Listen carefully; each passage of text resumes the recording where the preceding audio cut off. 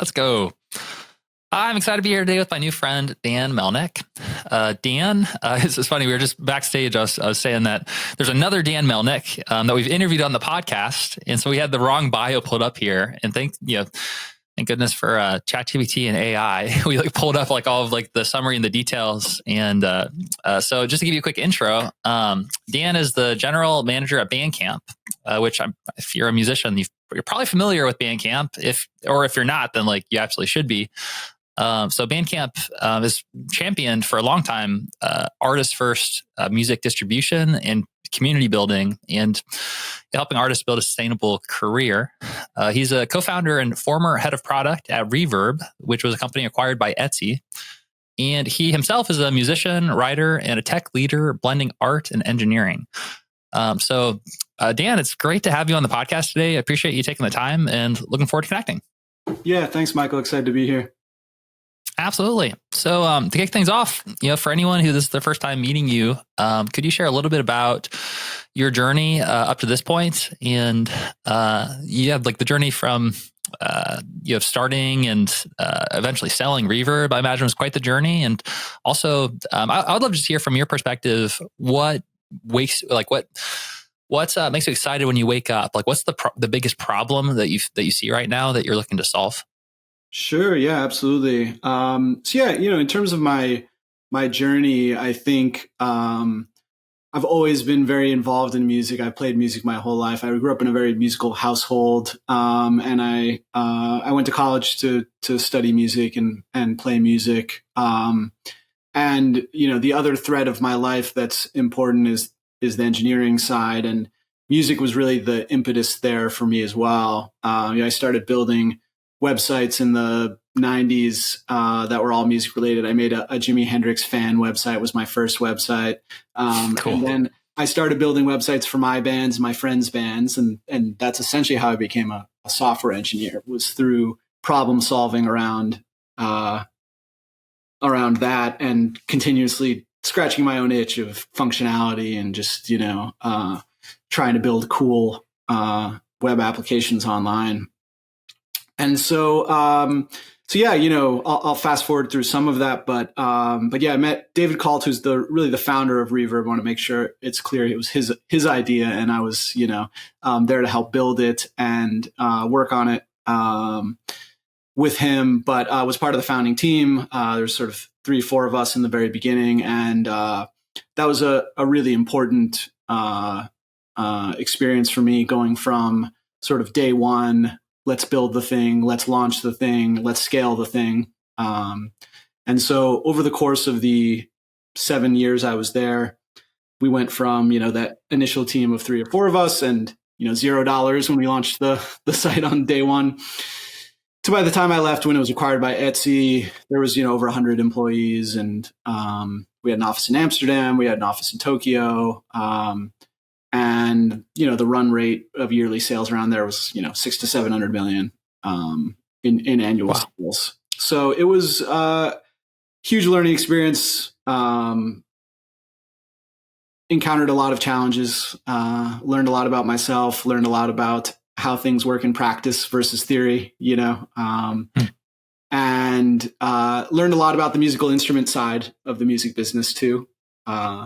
Which, when people talk about the music business, I think it's really easy to say, records, right? The record business, the recording business. But I think the music industry is much larger when you take into account musical instruments, live touring, all of those other facets, right? There's really a lot of people and a lot of industry around music. And so, that was really sort of career defining for me in that sense of getting to go from day one to the acquisition and seeing Reverb become a global brand, was really, and still is, very satisfying. I still love Reverb, use it all the time and follow it closely and care deeply about it, right? I think when you build something, that caring never really goes away, right? Even when you're not involved. Now I've been going on 6 years this summer since I left. I still really deeply care about it. And to answer your other question about, what gets me up in the morning, I I think it's really artists, and I think that goes back to Bandcamp's mission, and also just to where we are in the world and how things are changing, and where can I have a positive impact on that changing landscape through my work at Bandcamp. I think that's really what motivates me, is making sure artists have a way to make a living, to communicate with their fans, to build a sustainable career, and to do it in the face of this rapidly changing world we live in. Awesome. Man, that must have been quite the journey from scratch, or from like a founding team to hundreds of employees, $600 to $700 million of revenue per year. And the analogy that came to my mind was it's something I can't really personally relate to yet, but I know I'm going to have to face it someday, is my kids growing up and then like them going out on their way. And I've heard from, people who have gone through that. It's quite, an experience of sort of, pride, and sort of like, of course you're going to love the kid, like as they're growing and doing their own thing. But it's like, wow, like if you built them up to a certain point, now it's time for them to go out and do their own thing. So I can imagine maybe there's a similar kind of feeling with seeing this company that you've built, from a baby, this little tiny baby that you guys were raising, and now you've nurtured it into a amazing adults, and seeing it out in the world is probably very fulfilling. And I imagine, probably a big shift, kind of coming back to a different, like not starting from scratch, in particular with like Bandcamp. It's not like Bandcamp's like a baby, but, yeah, as it relates to this next era of, your journey and, where you see the biggest needs are right now for musicians. I'm curious just to hear your analysis of, having, working at like a part of the core of Bandcamp right now, and working with so many artists, and kind of seeing what are their challenges and what are the biggest opportunities right now. From your perspective, if there's an artist listening or watching this right now, and they're kind of looking at their own career and life and saying, what's this next year, 5 or 10 years? Like, where should I swim along with to try to capture the next, wave as it crests? What do you see as some of the biggest opportunities for artists to swim along with? Yeah, I think especially in times like this of really rapid change, actually going back to kind of the timeless principles and ways of building become even more relevant again, right? So there's foundational realities of music that haven't changed through any of the technology cycles. And those really come down to creating real connections with your fans, right? And the way those have been done traditionally have been through, local scenes, right? Playing gigs, building up that local fandom first, and then going out from that and being able to tour and record and do these other auxiliary things. I think the way that has changed, the way that happens has changed with the internet, right? Where it doesn't have to just be local. But I think for that initial foothold, going for depth over breadth is still the right first move, right? I still believe that you have to find your true believers, and I think the internet makes that possible globally, which is amazing, right? You don't have to just find them in your local scene. But I do think playing locally and playing, in front of people and having that human connection is as important or more important than ever, right? And I have this personal belief that people in the next 5 years are going to be seeking more of that, not less of it, because of the landscape of technology, right? They're going to be seeking more meaning and connection to sort of compensate for how quickly the world of technology is changing. And I think music still sits right at the center of that, right? It's really our oldest social ritual in lots of ways as humanity. And I don't think that changes in the future, right? I still fundamentally believe in that core thesis of music, bringing people together, creating human connection. And so, once you do that, you have a lot of optionality, basically, right? And I think at the end of the day, when you have connected fans who support you as an artist, it allows you to take more risks artistically, because you're not necessarily being pigeonholed for this one thing. You have that depth of connection that gives you freedom to experiment. And then that in turn leads to more longevity, right, in your career. Because if you look at artists who have had really long, successful careers, there's ups and downs. There's little detours of artistic exploration that maybe land or don't land.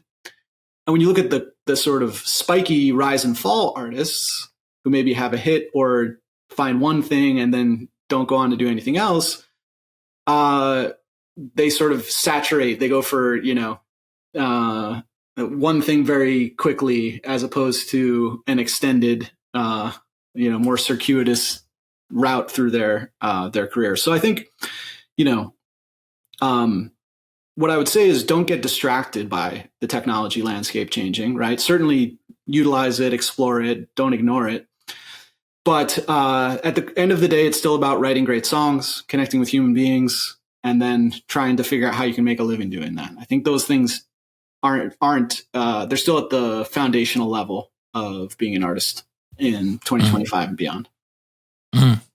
Awesome. Yeah, that's great.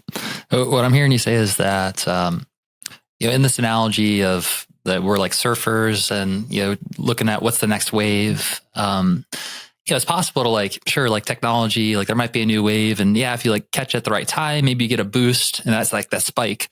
But really even more important than that is sort of understanding the fundamentals of what exactly is the wave and get good at, swimming along with it. And really some of those things haven't changed since, music has, connected humanity since the beginning of it, which is really about the rooted connection and the communities that are built, through you as an artist, connecting directly with your fans, creating good music that brings people together. And the tools might change, the technology might change. In fact, probably going to change faster and faster. But some of those fundamentals of building, that connection community aren't going to change. So those are the places to focus on.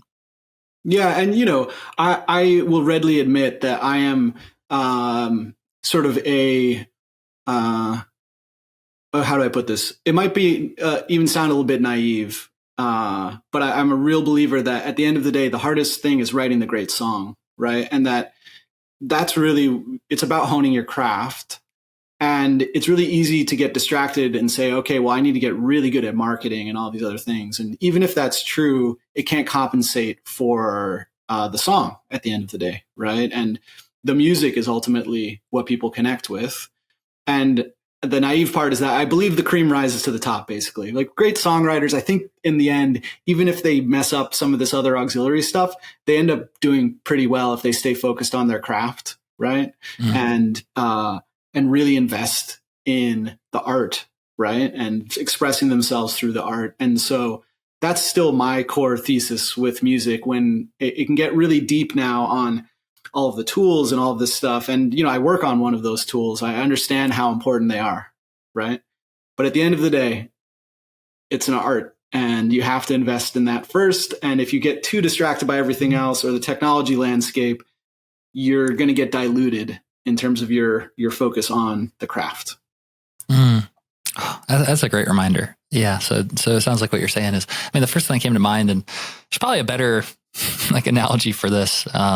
But it's kind of this concept of like putting lipstick on a pig, where it's like marketing, if you haven't solved like the product itself, then you don't really have something worth marketing. So getting more awareness to it is like not necessarily going to give you the best leverage versus just honing in the product and the craft and coming back to the heart or the core of what the value you create is, essential. And that's something that the marketing is maybe a function of. Like good marketing is sort of like connected deeply with the product itself, but it's easy to kind of lose sight of that if we have shiny object syndrome. We're kind of trying to figure out the next big hack or the next way to kind of like market.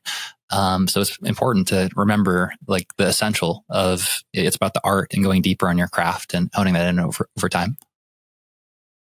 Yeah, absolutely. Well said. Awesome. The other thing that you shared that I really liked was the difference between building real connections and going like deep, or like the depth of connection with fans, even more so than like the amount of fans. Obviously, both are important. And maybe like the amount of fans is more on the surface. So it's like easier to get like vanity metrics or like social proof or validation by like having lots of like numbers, regardless of whether they're legit or not. But it sounds like what you're saying is that Probably the more important thing is actually the depth of connection and kind of building the roots deep. Even though they're below the surface and maybe not everyone like sees them as much, those roots are what create longevity. And if a storm comes and passes, then if you have these solid, true believers, if you have the solid connection, from those roots, that's going to keep you growing more sustainably.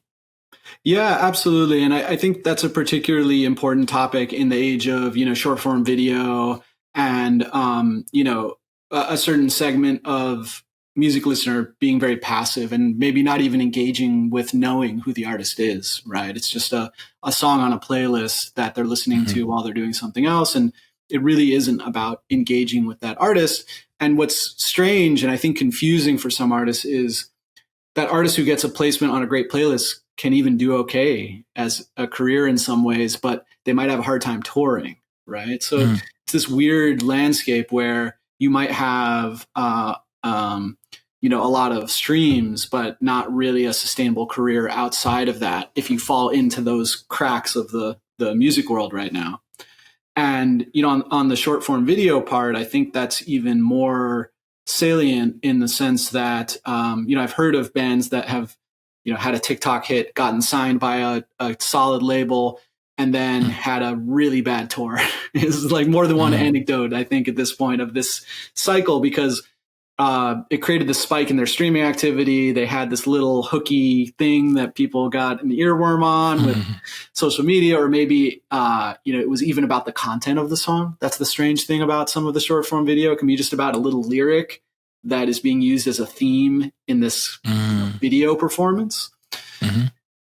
That doesn't mean that those people are fans of your music, right?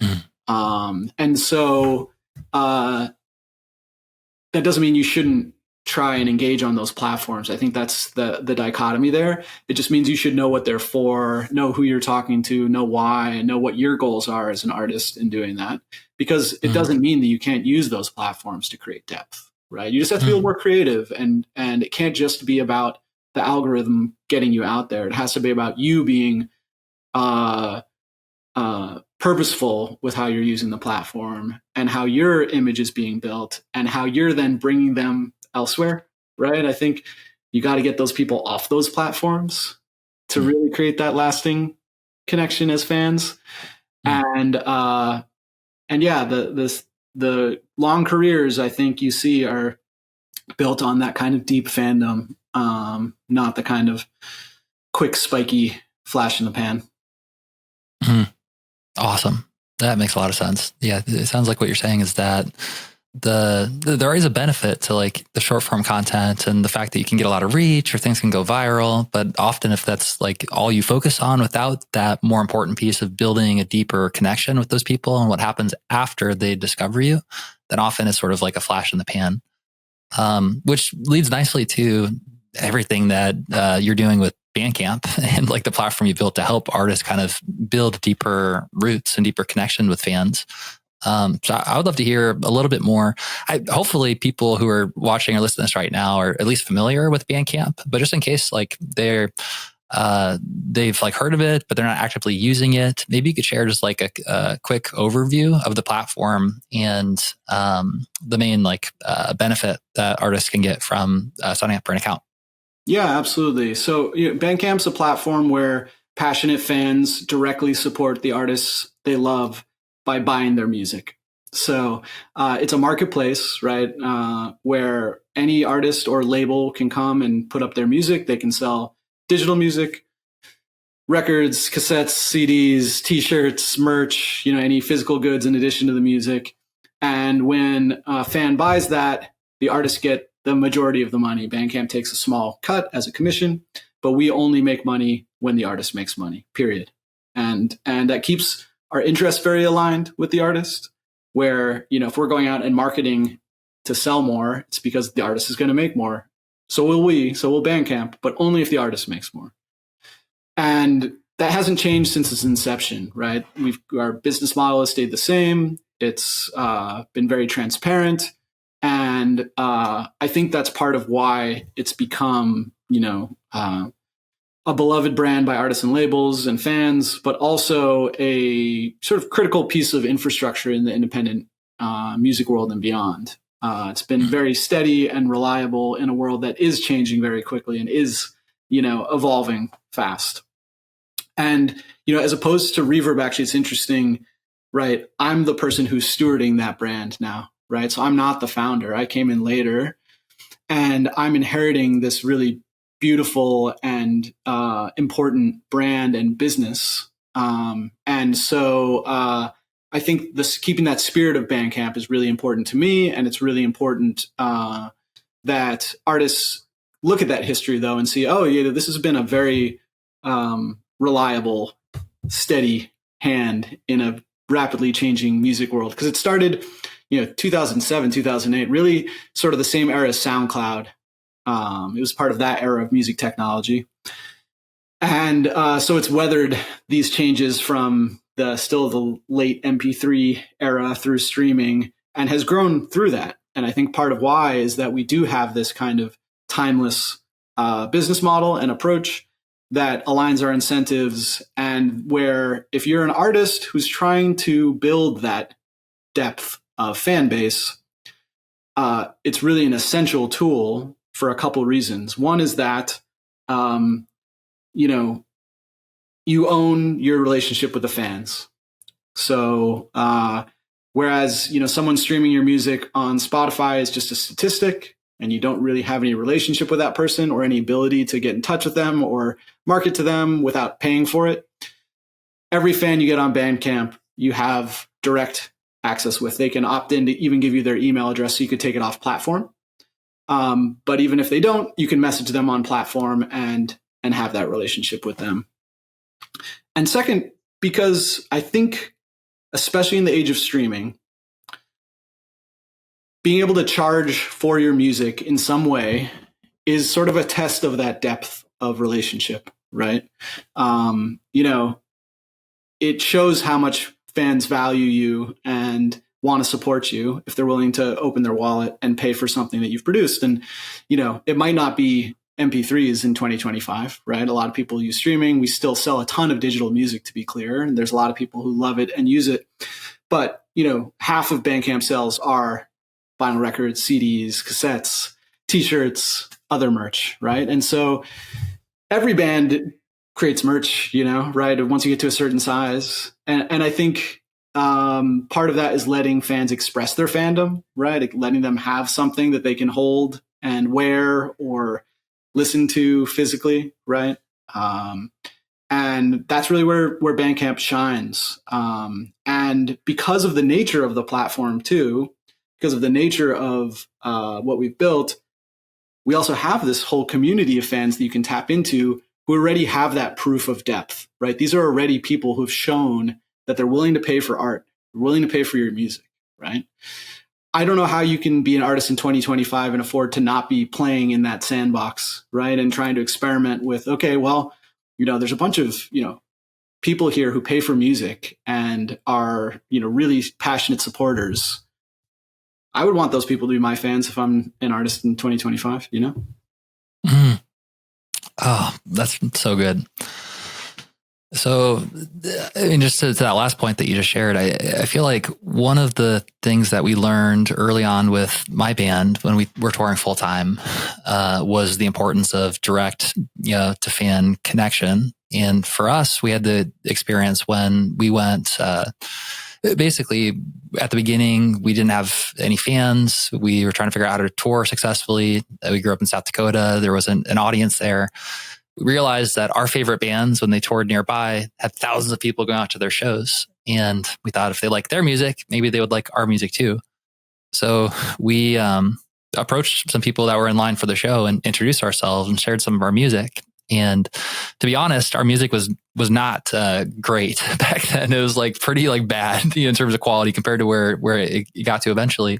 But what we found was it was just the most important thing was the actual connection that we were making with those fans. And the point that you just made about like they were the right fans too. That was such an important part. Like they were the fans who actually showed up and they went to the shows. They spent money to be there. And I think that's such a pivotal part that's easy to miss, that like the sandbox you're talking about, like these are people that already have built a culture. They're already in the habit. It's sort of like, Newton's laws of inertia. Like who's more likely to come to a show? Someone that's been to 50 shows in the past year, or someone who hasn't been in years. It's like that momentum is so important. And the platform that you've built is a testament to that, because it's been around for a lot of these storms and transitions, and so the roots are clearly strong there, and you've built this community. So that definitely makes sense. And I guess the follow up question from that would be for artists who are listening to this right now who maybe just have a hard time grasping or appreciating the value that they offer with their music, and they might feel like,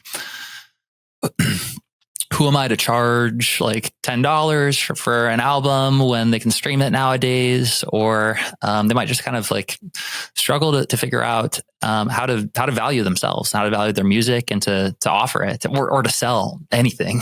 Like as a musician, we're like, I don't want to sell anything. Do you have any tips or advice based on what you found like working best for the artist on the platform, or even just in terms of how they think about when they're making an offer or providing the opportunity for fans to support them? Sure. Well, one thing that Bandcamp pioneered actually was name your price. So it gives artists the flexibility to also just say, hey, I'm putting my art out there and you can value it however you want. If you're uncomfortable putting a price on your music, you can let your fans decide what it's worth. And even if you do set a price, you can also let fans pay more. And so what we see is 25% of fans do pay more than people are even asking. So that gives you a sense of how much fans want to support you and want to do that. And part of it is, it's almost like giving them an excuse to, right? I mean, can you imagine having fans who want to give you money and you're not even letting them because you don't take that leap of putting it on a platform where they can do so, right? So first, I would just tell artists that the risk reward there is so skewed, right? Like take the risk. There's really very little, right? You're putting your music on a platform. We don't charge you anything until you sell. So it's free to post it. And then the reward is that someone's going to give you money. And when they do, you're going to make more from that one sale than you do from thousands of streams, right? From one sale, right?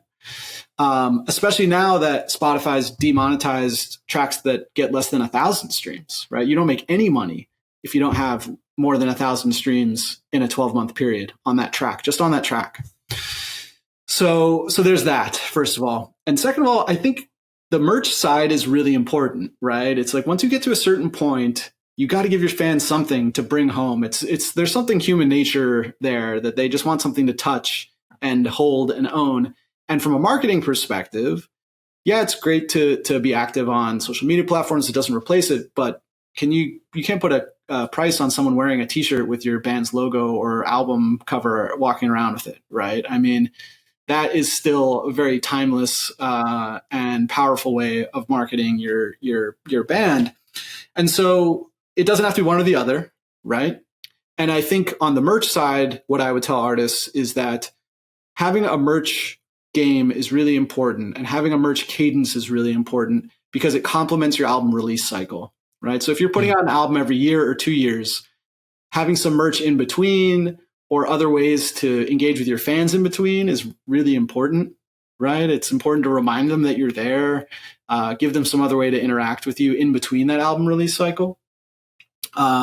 So Bandcamp's the perfect place to experiment with that, basically, right? Zero cost to get set up and get started. There's no monthly fee.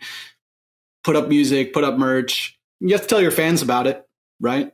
Bandcamp's not the platform where you're just going to put stuff up and sort of set it and forget it and expect things to magically happen. I think that's maybe a misconception. It's really a place where you can bring fans, and then it creates a little feedback loop where you'll create new fans once you get a little bit of a snowball going on the platform. So our data shows about 30%, 30 to 40%, depending on how you look at it, of sales come from extra referrals, right? Like, internal platform referrals. Wow. And so that halo effect is real, but you do have to get the ball rolling on the platform and get people engaging. 30% of zero is not a whole lot. Yeah, exactly. And so I think, the message there is, it's like any marketing, right? I think this is a better message, not just for Bandcamp, but for your marketing approach in general if you're an artist. a lot of it's about repetition.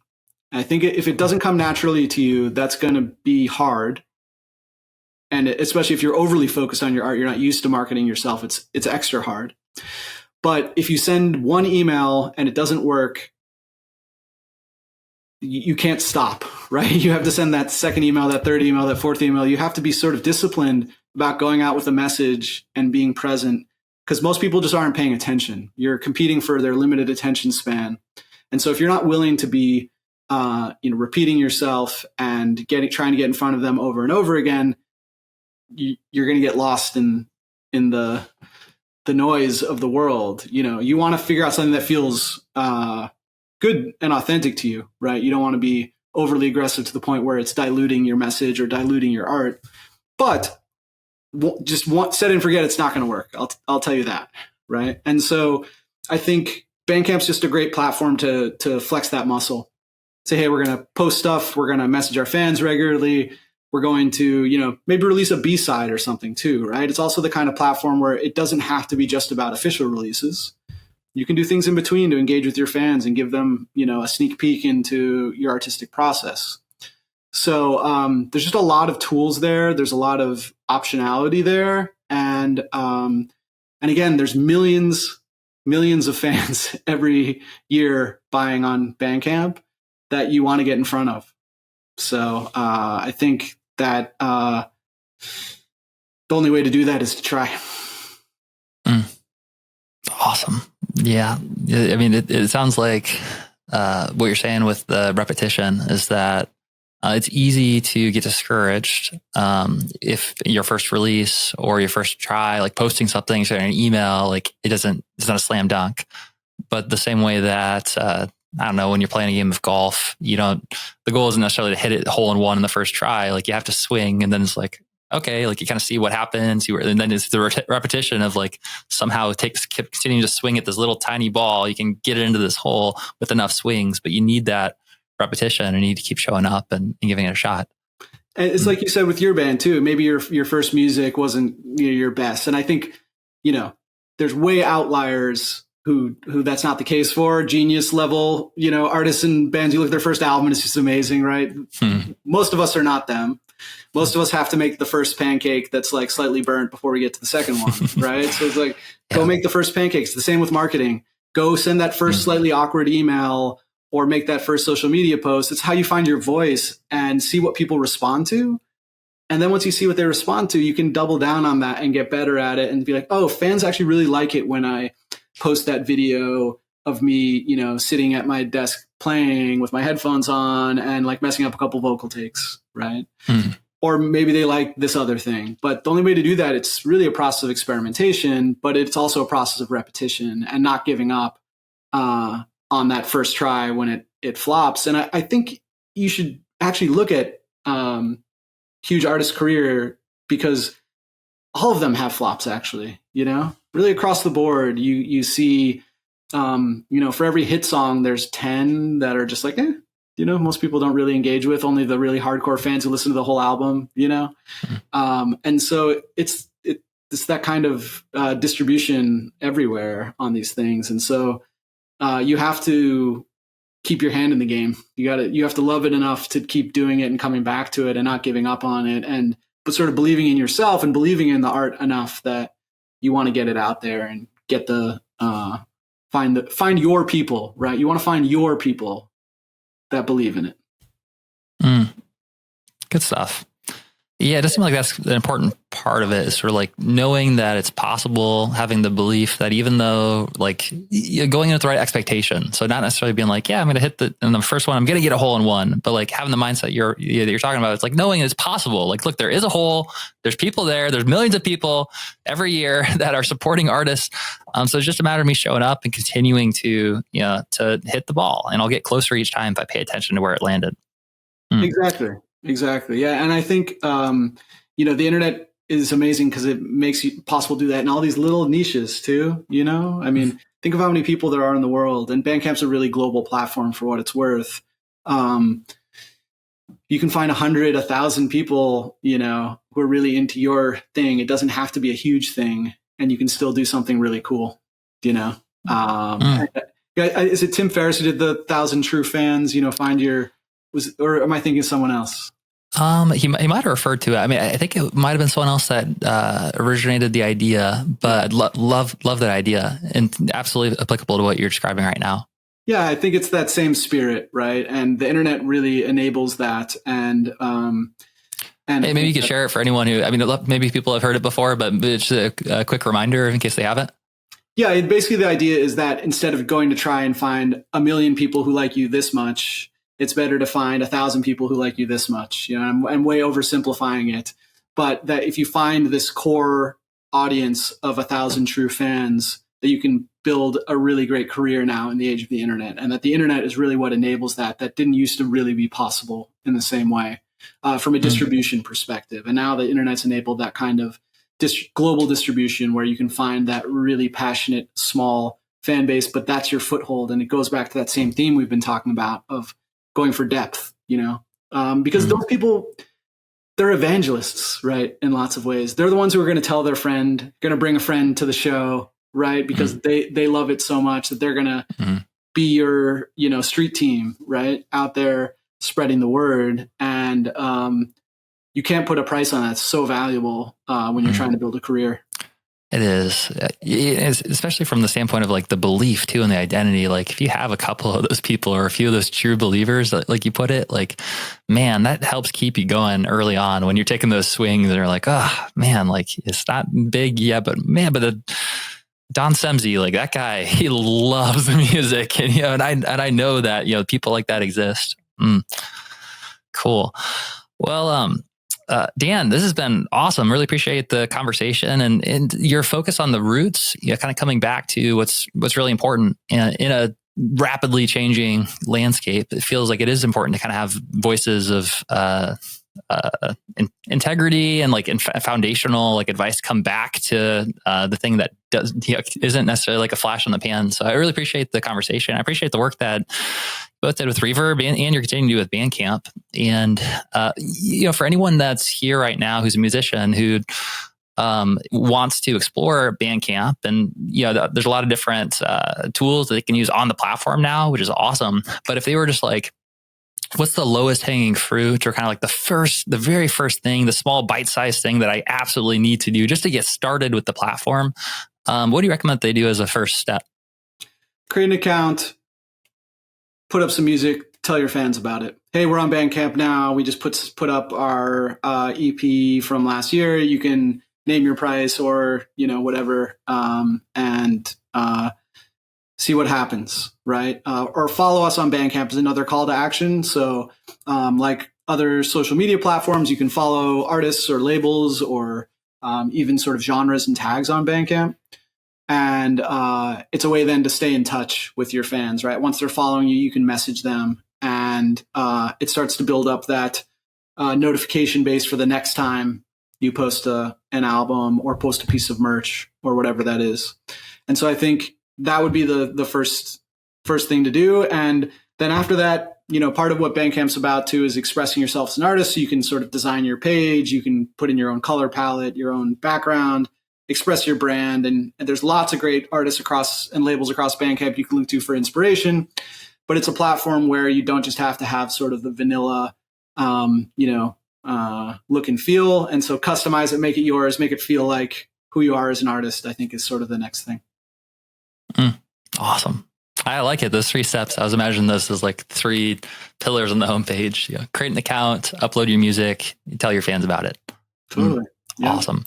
I also imagine probably a lot of artists on the platform who, if you have like a new song or an exclusive download or something that isn't available anywhere yet, probably an amazing opportunity to just like make it available as a pay what you want to get early access to it. Yeah, absolutely. Cool. Yeah, we're seeing lots of artists do that. We're also seeing lots of artists, use windowing on their releases where they release it to their fans first on Bandcamp, let the fans pay on Bandcamp before they release it to streaming so they can make more off their release. They can pay for their next tour, pay for all of the recording, all of that through just their Bandcamp sales, and then they go to streaming later.